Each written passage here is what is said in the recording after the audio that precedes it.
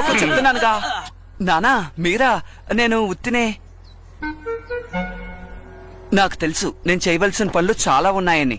సరిగ్గా చెప్పావు. ఇక్కడ ఒకరికొకరు అందరూ సహాయం చేసుకోవాలి. నాకు తెలుసు నాన్నా.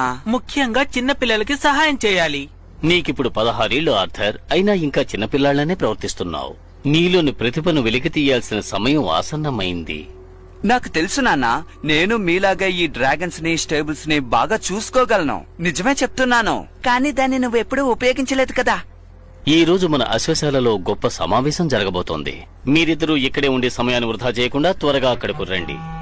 నాన్న చెప్పింది వినావు కదా, సమయాన్ని వృధా చేయకుండా శుభ్రం చేయి. మీ అందరికీ సుస్వాగతం. మీరందరూ ఈ డ్రాగన్ నగరంలోని ప్రముఖ రైడర్లు. మీకు నా కొత్త డ్రాగన్ ని పరిచయం చేయబోతున్నాను. ఈ ప్రపంచంలోనే